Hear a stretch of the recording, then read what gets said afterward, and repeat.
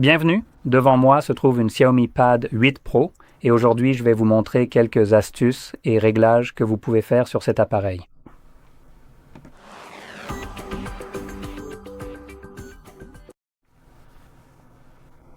Je voudrais donc commencer cette vidéo en précisant rapidement qu'il ne s'agira pas de choses très compliquées, ce sont juste des petites astuces amusantes que j'ai l'habitude d'utiliser sur mes appareils et dont je me sers assez régulièrement et que je change dès que j'en ai l'occasion. Alors commençons par aller dans nos paramètres et ici nous pouvons d'abord naviguer vers la barre de notification et la barre d'état. Et juste là, ce que l'on a l'habitude d'appeler normalement les icônes de la barre d'état se voit ici renommé de manière plus précise par l'expression « personnaliser l'affichage des icônes » dans ce menu spécifique. Un nom très déroutant pour ce que c'est et comment c'est habituellement nommé. Mais Xiaomi a plein de petites choses différentes un peu partout qui changent essentiellement la façon dont les éléments sont nommés dans les paramètres, ce qui rend la tâche vraiment difficile pour les retrouver. Ou en gros pour essayer de vous piéger dans leur écosystème en rendant la transition vers un autre appareil compliqué puisque tout y sera nommé différemment. Donc, en général, je condamne ce genre de comportement parce que c'est vraiment n'importe quoi, mais bon. Et ici, on a bien l'affichage personnalisé des icônes qui, comme je l'ai dit, correspond en fait aux icônes de la barre d'état et cela vous permet de les désactiver. Maintenant, si j'active quelque chose comme par exemple le Bluetooth, voilà, le Bluetooth apparaît dans votre barre d'état. Mais pourquoi le garder si on sait qu'il est activé? On peut donc s'en débarrasser, tout comme la localisation, le VPN, le partage de connexion, le mode silence, le mode ne pas déranger, les alarmes, l'itinérance et d'autres icônes que l'on ne voit presque jamais. Maintenant, il en manque certains.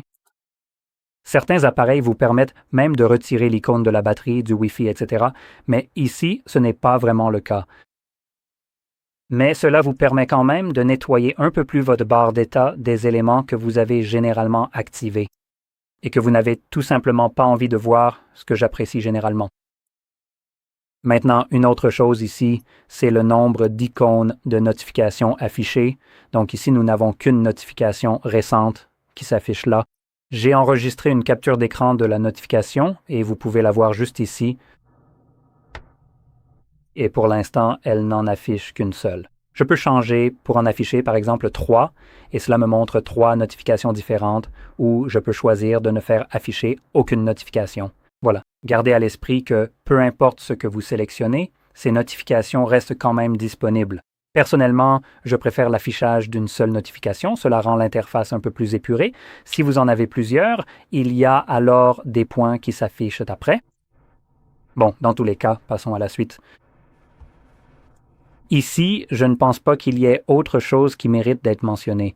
Nous pouvons donc maintenant passer à l'écran d'accueil qui proposera le style d'écran d'accueil ou, comme il est appelé ici, simplement écran d'accueil. Très instructif. Comme je l'ai dit, cela fait en réalité référence au style, pas seulement à l'écran d'accueil lui-même. Et cela signifie en soi la façon dont vous accédez à vos applications. Le mode classique affiche toutes vos applications sur l'écran d'accueil, réparties sur différentes pages ou dans des dossiers. Tandis que le tiroir d'application vous permet d'avoir un tiroir d'application, ce qui signifie que, lorsqu'il est activé, toutes les icônes ne seront pas visibles sur votre écran d'accueil. Vous pouvez toutes les supprimer si vous le souhaitez, mais elles resteront toutes disponibles ici. Et pendant qu'on parle de ce panneau, juste ici, le panneau supérieur, il y a encore une chose que j'aime vraiment sur les appareils Xiaomi. Cependant, je pense qu'ils devraient l'améliorer pour que ce soit encore mieux, ce qui devrait être relativement facile. Ils proposent ici des catégories, vous pouvez les voir juste là. Donc, nous avons des catégories comme communication, divertissement, photographie, outils, actualité et lecture, style de vie et ainsi de suite. Ah, d'accord, en fait, tout est juste ici. En général, si vous, je pense, essayons-le, le mettez dans cette orientation. C'est défilable comme vous pouvez le voir, donc ici ce n'est pas défilable parce que c'est tout ce qu'il y a. Mais selon la façon dont vous le tenez, vous pourriez vouloir changer ces noms ou par exemple modifier, ajouter, supprimer certaines des catégories. Donc, vous pouvez cliquer juste ici sur cette roue dentée, puis sélectionner « Gérer les catégories d'applications ». Et nous pouvons en supprimer certaines ainsi qu'en créer des personnalisées. Maintenant, personnellement, je recommanderais, si vous essayez de faire cela, une fois que vous avez ajouté quelques applications, d'en ajouter seulement quelques-unes. Voilà, donnez-lui un nom très court afin que cela prenne beaucoup moins de place. Donc, par exemple, vous pouvez utiliser n'importe quel type de formulation, ou alors, ce que vous pouvez faire, c'est chercher où cela se trouve. Vous pouvez utiliser des emojis juste ici, donc on peut choisir à peu près n'importe quoi à partir d'ici. Donc disons que je cherche quelque chose comme favoris. Oh mon Dieu, je peux mettre un cœur, non? C'est plutôt fidèle à l'idée de favori. Maintenant, évidemment, vous pouvez trouver d'autres choses. Vous pouvez aussi trouver ces symboles typiques du clavier. Je ne sais pas vraiment comment ça s'appelle. Je ne parle pas de vous, Marty. Il ressemble plus à quelque chose de textuel, mais c'est en fait un symbole. Donc vous pourriez aussi utiliser quelque chose comme ça, même si vous devrez, en gros, vous savez, le chercher, car je ne pense pas que vous puissiez y accéder via le clavier. Donc il faut faire une recherche Google pour ce que vous cherchez. Et puis copier-coller, car Google vous donnera simplement ce texte à copier. Et de toute façon, une fois que vous en avez créé un comme ça, vous pouvez revenir en arrière. Fermons ça.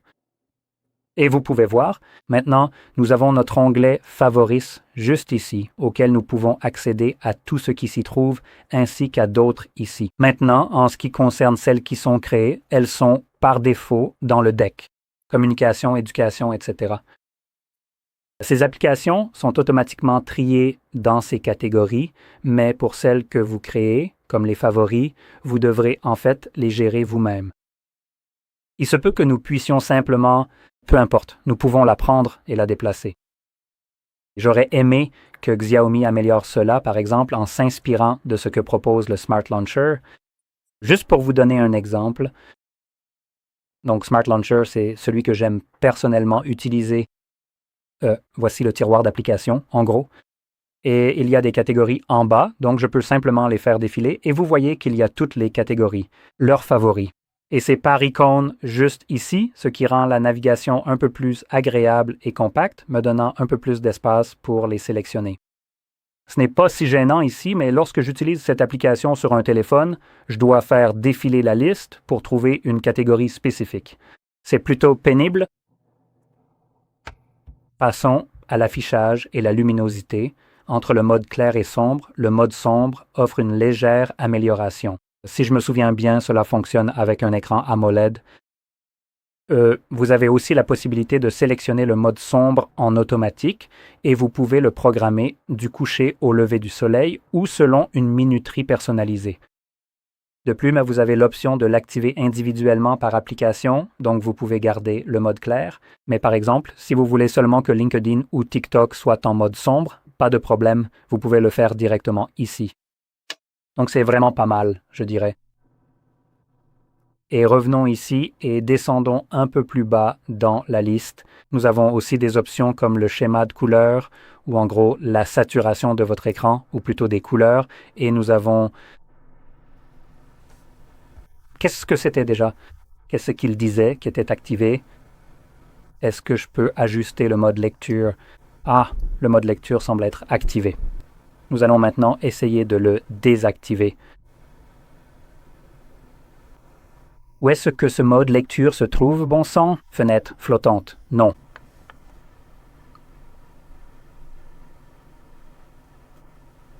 Voilà, c'est bon. Ah, d'accord. Donc maintenant, c'est désactivé. Donc, une fois désactivé, je peux ajuster ces paramètres. Regardez. Ici, on a des options comme original, couleur, pro et vif. Maintenant, d'après ce que je sais déjà,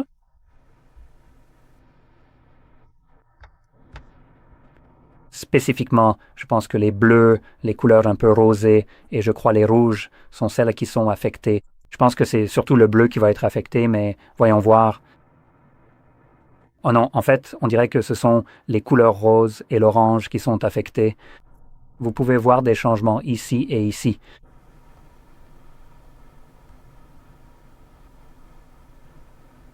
En fait, il semble que ce soit ici que le changement est le plus important. Donc, cela va essentiellement modifier la saturation de votre écran avec le mode vif qui est beaucoup plus saturé.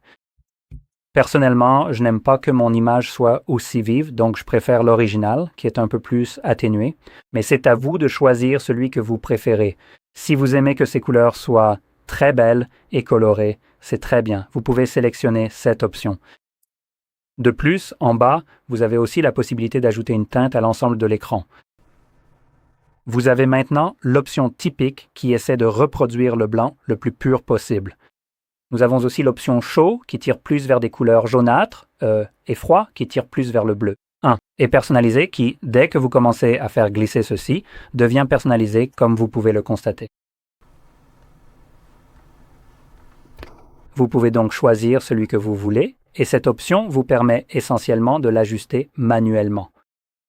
Il y a aussi ce système de couleurs adaptatives qui utilise le même principe de roue chromatique avec des couleurs chaudes et froides.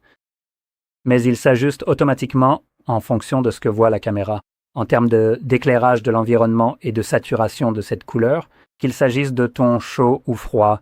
L'écran va s'ajuster pour correspondre à cela et en plus, vous pouvez toujours ajuster la roue juste ici. Bref, passons à la suite.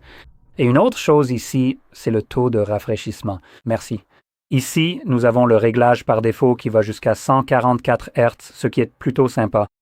Et dans la section personnalisée, nous avons quelques options. Donc pour le taux de rafraîchissement, vous pouvez choisir entre 60, 90 et jusqu'à 140.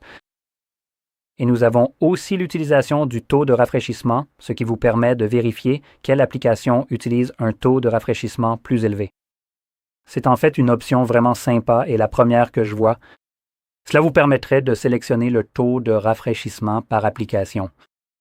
Donc, d'une certaine manière, vous pouvez faire en sorte que le taux de rafraîchissement élevé de 144 ne fonctionne que dans certaines applications de votre choix et que tout le reste fonctionne, par exemple, apparemment pas à 60.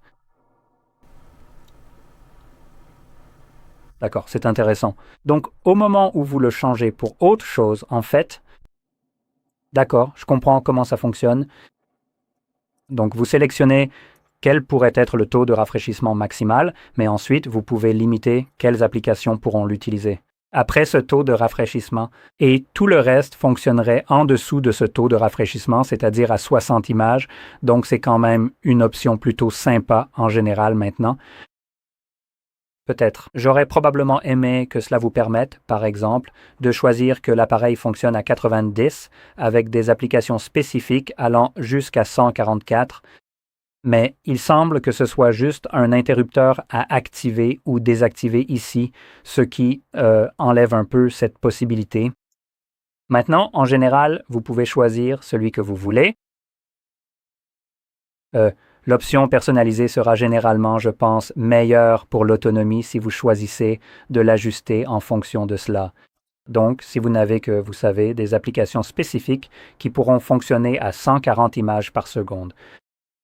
Disons que vous voulez que vos paramètres soient l'un de ceux-là et peut-être votre navigateur web, par exemple. Donc, lorsque vous faites défiler, c'est agréable et fluide, mais par exemple, pour des choses comme Netflix, cela vous importe peu, alors vous le désactivez. Et donc, cette application ne fonctionnerait qu'à 60 images par seconde maximum et le contenu que vous allez y regarder tourne aussi seulement à 24 images par seconde. De toute façon, c'est comme ça que les films et les séries sont diffusés. Donc, vous ne tenez pas vraiment à ce taux de rafraîchissement élevé, cela ne vous apporte rien, mais comme il y a du contenu qui bouge dessus. Par défaut, généralement, votre appareil l'affichera en fait à 144 images par seconde, même si vous n'en affichez que 24. Donc, beaucoup d'énergie sera utilisée pour ça, ce qui est en fait du gaspillage. Dans ce cas, vous pouvez donc gérer cela pour éviter une décharge inutile de la batterie à cause de ce genre de tâches. Bref, poursuivons et passons à la suite. Si j'arrive à le retrouver, ce n'était pas l'écran d'accueil. Non, oh là là, trouver ça sera incroyable. Laissez-moi le chercher. C'est le... Voilà pour la fenêtre flottante. Elle se trouve donc dans les fonctionnalités pour tablette. D'accord?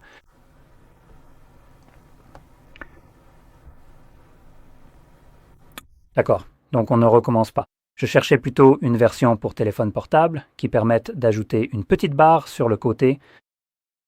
Mais ici, comme c'est une tablette, il y a en fait l'option de simplement faire apparaître la barre des tâches. En fait, je pense que c'est peut-être même mieux pour la tablette elle-même. Donc, une fois que vous faites apparaître la barre des tâches, vous pouvez voir que les animations sont vraiment réussies.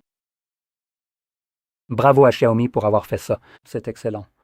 Je dois dire, pour certaines des options qu'ils proposent ici, et en vous donnant rapidement un petit aperçu visuel de la façon dont vous pouvez l'utiliser. Très sympa. Continuez comme ça. En tout cas, je peux voir rapidement d'ici. On peut simplement ouvrir des applications en les faisant glisser comme ceci, les déposer, les déplacer. On peut aussi cliquer dessus, les mettre en écran partagé, donc seulement côte à côte. Et vous pouvez aussi faire du côte à côte. Oups. Revenons à ça. Comme c'était, voilà. Donc vous pouvez voir, vous pouvez le déplacer, vous pouvez aussi le redimensionner juste ici, le déplacer complètement sur le côté. Il se transforme alors en cette bulle d'application et en plus, on peut aussi ajouter, disons, une autre application. Je ne sais pas si on peut vraiment faire un écran partagé avec les paramètres sur ce téléphone, mais pour une raison quelconque, ce n'est pas possible ici, donc l'option n'est pas disponible. Je n'en ai aucune idée pourquoi, mais c'est comme ça, donc je vais faire un écran partagé avec le navigateur.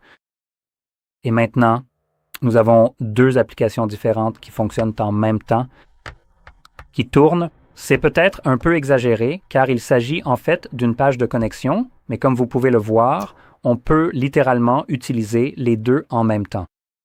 Et en plus de ça, je peux toujours afficher cette fenêtre qui est également utilisable, donc les trois sont utilisables en même temps. Maintenant, si je me souviens bien, on ne peut pas avoir plus d'applications ouvertes, du moins en mode fenêtre pop-up. Je pense que je vais juste les échanger, mais vérifions. Ah non, on peut. Donc maintenant, on a littéralement OK. Je suppose qu'on dépasse la quantité d'entrées qu'il peut gérer.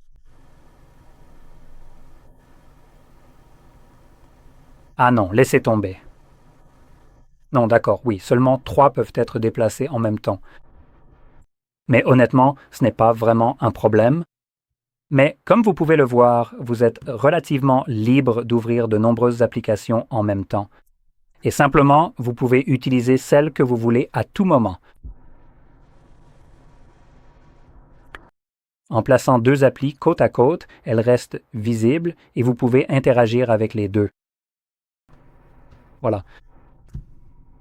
Donc, chose intéressante, ces deux applications, comme vous venez de le voir, ont chacune leur propre geste pour revenir à l'accueil.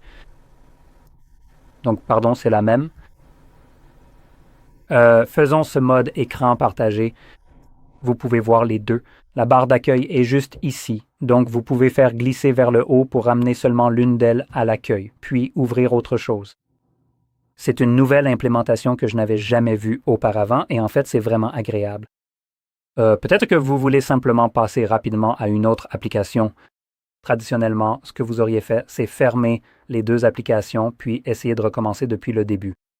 Ou alors, il aurait fallu ouvrir le panneau latéral ou celui-ci, puis faire glisser l'application que vous voulez, et encore une fois, et ensuite faire le partage d'écran comme ça. Maintenant, vous pouvez simplement en fermer une, la retrouver sur votre écran d'accueil complet avec tout dessus. Choisissez une autre application tant que vous n'en choisissez pas une qui ne prend pas en charge le partage d'écran. Comme je viens de le faire à nouveau, elle s'ouvrirait. Bref, ce sont vraiment de très bonnes fonctionnalités ici et de belles améliorations en général pour le système d'exploitation et le multitâche en particulier. Maintenant, il y a encore une chose dont je veux parler. Laissez-moi juste vérifier rapidement si c'est activé. Oui, bien sûr que ça l'est. Maintenant, je ne sais pas vraiment si on pourra changer ça, mais personnellement, je trouve que lancer Gemini de multiples façons différentes, c'est un peu exagéré et carrément insultant, parce que Google essaie vraiment de vous l'imposer de force. pour que vous finissiez par l'utiliser, probablement surtout par accident, jusqu'à ce que vous développiez, vous savez, le syndrome de Stockholm et que vous commenciez à l'utiliser. Va te faire voir, Google. Donc, ce que vous allez voir, c'est que vous pouvez le lancer depuis un coin, ça fait un via une application, et on a effectivement un Gemini quelque part.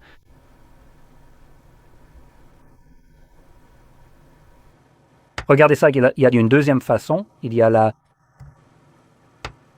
troisième maintenant, ce bouton cercle pour rechercher. C'est aussi techniquement Gemini, et puis il y a une quatrième façon. Et vous pouvez aussi, si vous l'activez, utiliser le OK Google pour le lancer d'une cinquième manière. Voilà. Tu ne trouves pas que lancer la même chose 5 fois, de 5 façons différentes, c'est un peu exagéré? Parce que moi, je pense vraiment que oui, maintenant que je le sais. Pour le coin, le balayage, montre-moi. Au moins pour les téléphones, retirez la possibilité de s'en débarrasser. Parce que Dieu nous en préserve, il faudrait avoir des options, n'est-ce pas? Alors vérifions rapidement les paramètres supplémentaires. Raccourcis gestuels. Ah non, pas les raccourcis gestuels. Ils ont donné un nom stupide à ça. Affichage plein écran, voilà. Et peut-on s'en débarrasser? Cercle pour rechercher, nous avons confirmation gestuelle, ne le faites pas. Non, non. Oui, malheureusement, vous ne pouvez pas vous débarrasser de cette merde. En ce qui concerne le bouton d'alimentation, encore une fois, c'est une chose dont on peut se débarrasser, ce qui est idiot. Franchement, ça me met hors de moi. Mais ce que vous pouvez faire, c'est également rétablir la fonctionnalité normale d'un bouton d'alimentation. Donc, si nous allons aussi dans les paramètres supplémentaires, je pense que nous devrions avoir... Bon, vous savez quoi, je vais juste le chercher, ça va être plus rapide. Mise hors tension. Sur ce modèle Gémeaux, pour l'éteindre, maintenez les boutons d'alimentation et de volume haut pour accéder au menu de démarrage. On peut faire en sorte qu'il suffise de maintenir le bouton d'alimentation enfoncé pour accéder au menu de démarrage. Et que va-t-il se passer maintenant? Ce que je préfère moi-même. Vous obtenez Gemini, puis vous avez les options de démarrage si vous continuez à maintenir le bouton, donc cela permet d'accéder à certaines fonctionnalités. Je déteste sincèrement le fait que Xiaomi ait supprimé certaines options pour se débarrasser de Gemini. C'est vraiment n'importe quoi. Donc certaines d'entre elles ont tout simplement disparu. Maintenant, dans un monde parfait, si tu veux utiliser l'IA et que tu as un bouton IA comme le bouton d'alimentation ou un geste depuis un coin de l'écran, et que tu prétends être une plateforme ouverte, alors tu devrais vraiment me permettre de le changer pour ChatGPT, Perplexity ou n'importe quelle autre IA que je souhaite, au lieu d'essayer de m'imposer la tienne. La seule est unique. Ça ressemble un peu à un comportement monopolistique, mais apparemment, ça ne pose aucun problème. Le gouvernement américain accepte désormais les monopoles, en tout cas. Une dernière chose dont je veux parler, c'est le cercle pour rechercher, si tu ne l'as jamais utilisé. C'est une fonctionnalité fantastique, ce qui me permet justement de revenir à ce que je disais.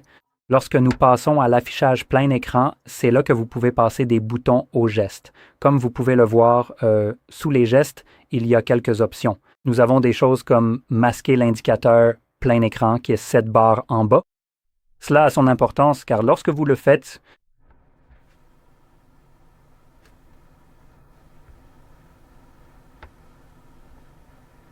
non, je ne voulais pas appuyer là-dessus et revenir ici, peut-être. Comme vous pouvez le voir, lorsque vous le désactivez, le cercle pour rechercher ne fonctionne plus, ce qui est encore une conception assez stupide. Sachant que le cercle pour rechercher nécessite d'appuyer sur la barre en bas. Maintenant, si vous masquez la barre, qui est en fait la barre de geste,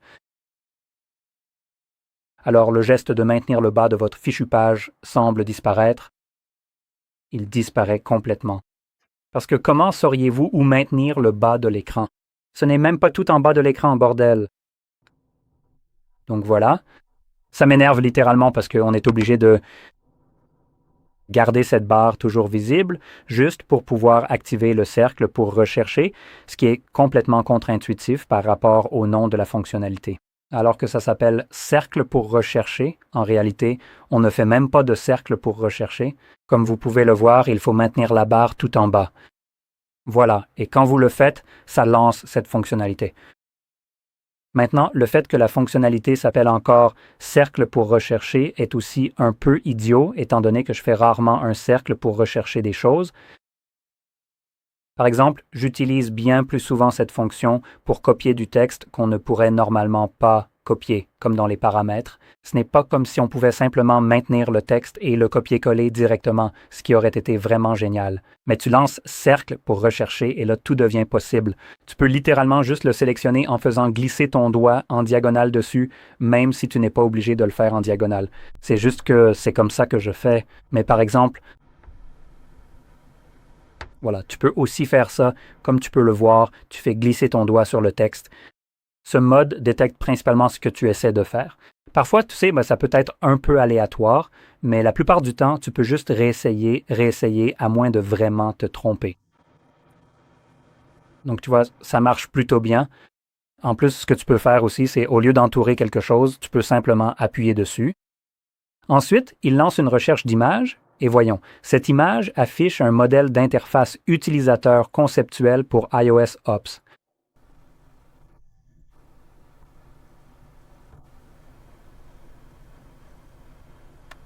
Laisse-moi juste essayer de déplacer ça de l'autre côté. Est-ce que tu peux enlever ça comme ça? Ah, voilà, je suppose que je peux faire ça. Essayons ça.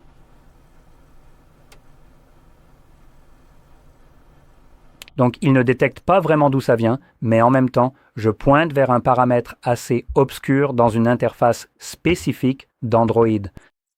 Donc, à part ça, tu peux sélectionner d'autres images. Donc, disons que je veux le faire juste ici. Sélectionnons. Je veux juste cliquer là-dessus. Voilà. Essayons de le faire pour qu'il ne voit pas les paramètres et qu'il le trouve. Donc, tu vois, c'est un paramètre, une icône d'application, peu importe. C'est assez simple, soyons honnêtes. Alors, passons à la vitesse supérieure. Faisons ça. C'est une montre. Celle-ci est, à mon avis, généralement la plus difficile parce que les montres ont tendance à toujours se ressembler, non? Mais elles ont toutes leurs numéros de modèle spécifiques. Certaines montres se ressemblent beaucoup, n'est-ce pas? Elles ne diffèrent que par la couleur du cadran ici ou par des détails minuscules comme les complications, si elle affiche le jour de la semaine et par exemple la date, etc. Et en fonction de cela, le numéro de modèle de la montre change complètement. Et trouver celle que vous cherchez peut parfois devenir très difficile. Voyons donc ce que nous pouvons faire ici.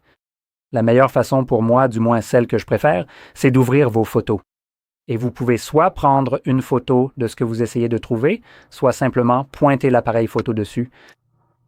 Donc si je le pointe, allons-y, voilà. J'essaie de le pointer pour que vous puissiez voir ce que je vais faire. Comme vous pouvez le voir, nous avons la barre juste ici. Donc maintenant, je vais juste la tenir. Voilà. Quand Circle to Search se lance, il fige ce qui est visible à l'écran, donc vous pouvez maintenant le déplacer. Vous n'avez pas besoin de prendre une photo à cause de cela. Et maintenant, je peux simplement cliquer dessus. J'ai cliqué sur le texte.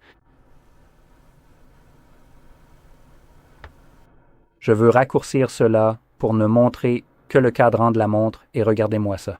Il le trouve automatiquement et vous affiche le numéro de modèle, soit TW 2V 24800. Vérifions rapidement. Nous l'avons à l'arrière. TW2V 24800. Viens. Bien sûr. Alors, regardez, c'est juste ici. Le montant exact s'élève à 24 800 € au total, si je ne m'abuse. Il s'agit du modèle exact. Voilà, c'est ça. Et elle l'a fait simplement en regardant le design de la montre et en distinguant rapidement ses couleurs. Qu'est-ce qu'il y a dedans, les complications et à quoi il ressemble? Et il a trouvé le modèle exact que vous pouvez acheter, ce qui est d'ailleurs assez drôle, car c'est exactement celui que j'ai acheté à cet endroit chez ce vendeur. Je le sais grâce à l'image, mais vous pouvez voir que nous en avons d'autres, comme des modèles verts, donc il vous montre aussi la même chose. Donc oui, il le trouve vraiment très facilement. Et c'est vraiment super pour certaines choses que que vous ne connaîtriez pas forcément, mais grâce à la recherche d'images et aux détails que vous trouverez sur, peu importe ce que c'est, il va faire un très bon boulot. Maintenant, il peut parfois avoir du mal à trouver quelque chose. Donc si par exemple, j'apporte ce truc, peu importe comment vous l'appelez, je pense que c'était un aimant de frigo ou quelque chose comme ça, il manque juste l'aimant maintenant. Si vous pointez la caméra sur ça, je veux dire, ce n'est qu'une forme. Il ne va pas trouver exactement un objet comme celui-ci, mais il va en trouver d'autres qui lui ressemblent beaucoup, juste pour vous montrer un peu cela. Je vais le faire tout de suite, juste pour que vous puissiez voir les potentielles limites de ce système.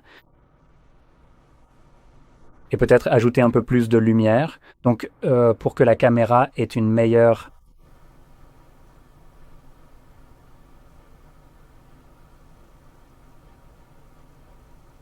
parce que ça n'a pas d'importance puisqu'elle l'a quand même bien ajusté. Donc voilà, je peux maintenant simplement appuyer dessus. Réduisons un peu la taille. Et vous pouvez voir qu'il trouve des objets similaires. Donc ce n'est pas vraiment ce que j'ai. Rien de très proche. Ceux-ci sont plutôt carrés au lieu d'avoir une forme de losange. Essayons encore une fois, peut-être.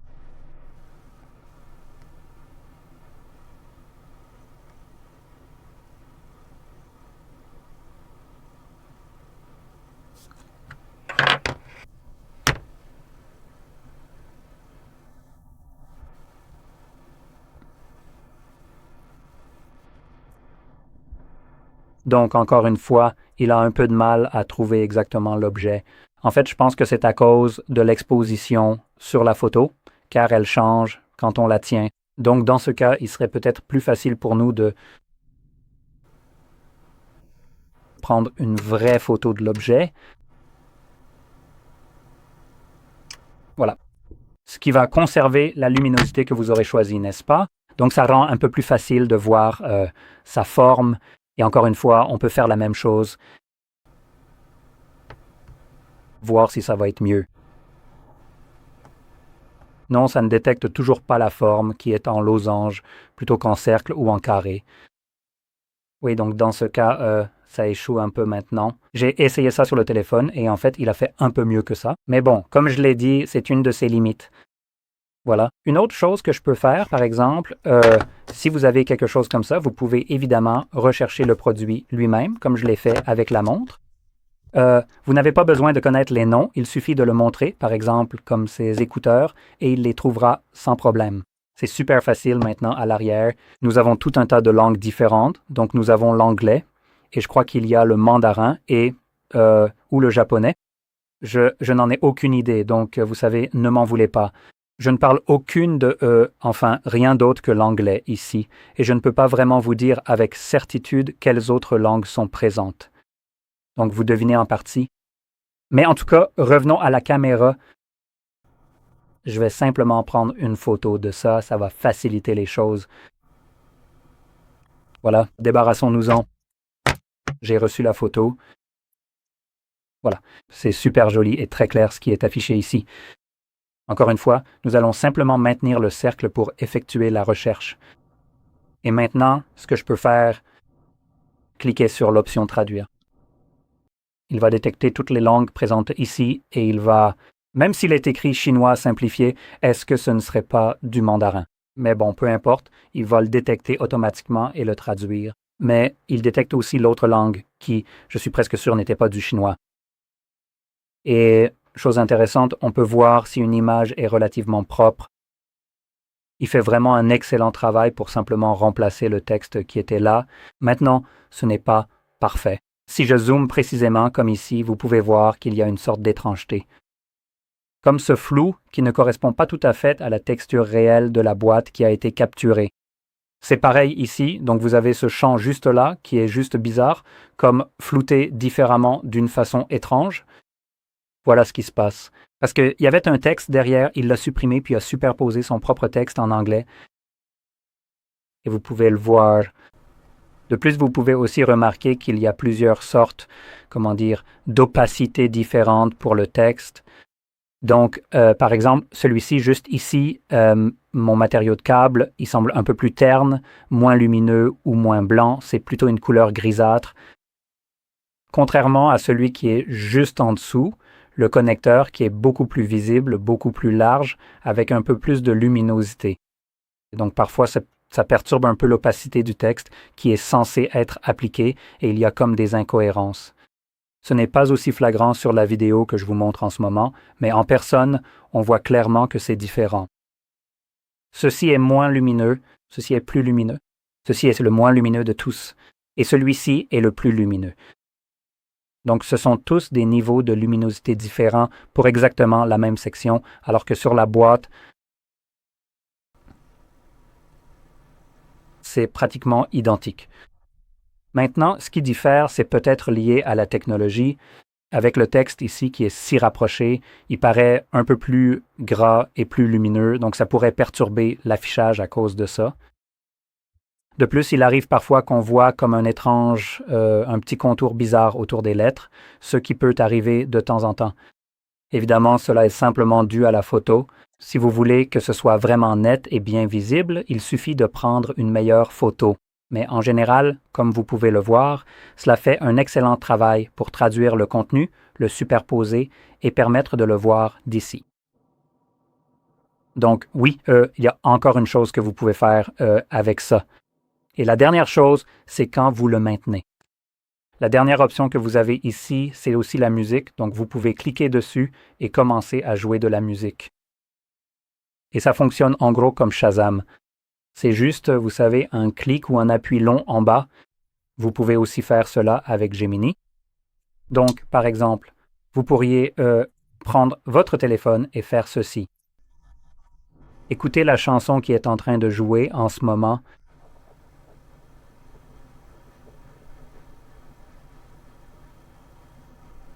Et comme vous pouvez le voir, il essaie de la rechercher. Donc, c'est de façon similaire. Choisissez simplement ce qui est le plus simple pour vous. Vous pouvez utiliser cette option.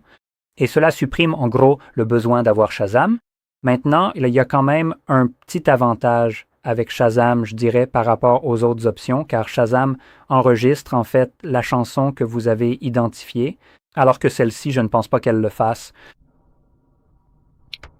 Bref, c'est à peu près tout. Avec toutes ces différentes options présentées, j'espère que vous en avez trouvé au moins une utile. Dans tous les cas, n'oubliez pas de liker, de vous abonner et merci d'avoir regardé.